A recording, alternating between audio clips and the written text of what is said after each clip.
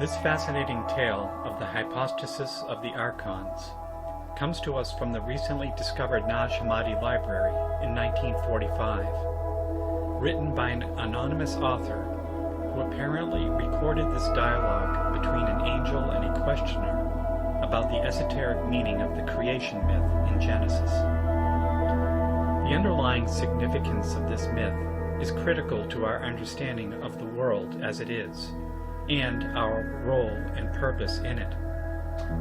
As part of this astonishing account, this piece of Gnostic literature holds much importance for our interpretation of the creation story as the missing pieces of the puzzle presented to us from the ancient texts of the Old Testament. Coming from the estimated time period around the 3rd century of the Common Era, this tractate presents a story based upon earthly lust of the archonic rulers for the daughters of men and the clever deception foisted upon Eve, Adam's counterpart, to seduce her into partaking of the forbidden fruit. Presenting the knowledge of good and evil as actually a good thing, thereby being like God, and implicating Adam in his innocence, also to fall victim to the evil scheme, the dialogue progresses to Noria, the daughter of Eve, and her encounter with the angel Eleleth, who has been sent to counsel her to save you from the grasp of the lawless. And I shall teach you about the root. About the reality of the authorities, or the Archons, as revealed to the Apostle Paul by the Spirit of Truth, referred to the authorities of darkness, exclaiming, "Our fight is not against flesh and blood, but rather against the authorities of the universe and the spirits of wickedness. I have sent this because you asked about the nature of the authorities. For we wrestle not against flesh and blood, but against principalities, against powers, against the rulers of the darkness of this world, against spiritual wickedness in high places." The leader of the Archons, Sakla, or the Fool, also named Samael, is blind, as in spiritually blind. Samael symbolizes the psychological and spiritual forces related to the corruptible tendencies of humanity, carrying the influence of our animal past, our animal instincts and desires, especially lust for power and domination.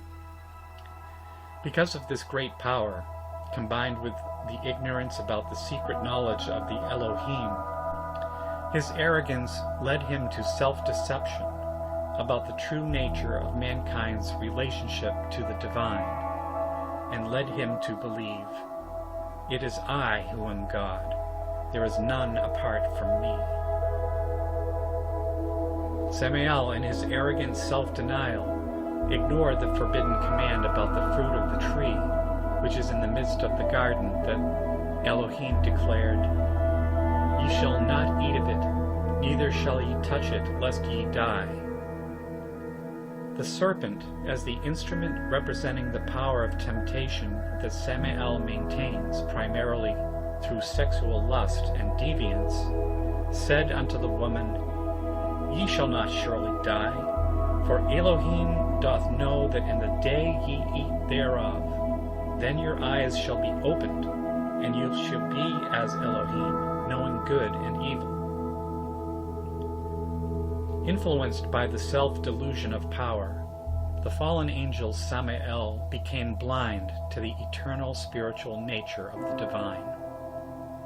Having expelled his corrupted, fecund power, this blasphemy spoken against the Holy Spirit extended down to chaos and the abyss, being his mother, Sophia.